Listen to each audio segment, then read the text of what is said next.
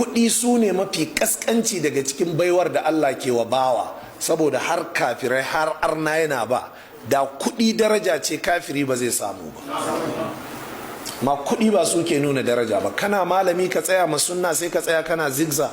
Kana malami ka tsaya wa gaskiya sai ka koma ka haɗa kai da kafirai da fasikai da zindikai. Duk irin waɗannan dole a rinka faɗansu don tarihi ya yi documenting, ya sajjala su, ya adana a cikin kundin shi. Nan gaba duk waɗannan karatuttuka da kuke ji za a mai da su, za su koma a rubuce insha Allah, littattafai za su koma, ba abin da za a rage. Shi yasa duk gidan talabijin ɗin da suka ce sun ji ana karatu za a sanya karatunmu amma za a rinka editing, sai mu ce a'a, ba a yi mana editing, ba za a rage mana komai ba, don duk waɗannan maganganun in ka zare su to karatun bai da sauran quality. Ko an fahimta jama'a? Yawan karatu ne kawai a ja baki a fassara, kala ya ce shehu shehi radiyallahu Allah ya yarda da shi anhu amin. Wannan me aka fahimta? Wannan ba bata lokaci bane.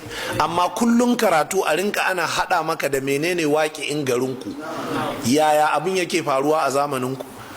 Waɗannan abubuwan jama'a, ina so ku gane waɗannan zindiƙan malamai da suke fatoyi dangane da raba kan musulmi, su ne wa kafirai share fage ne, yadda ran da kafirai suka dafi kanmu da kyau to an gama yin aski.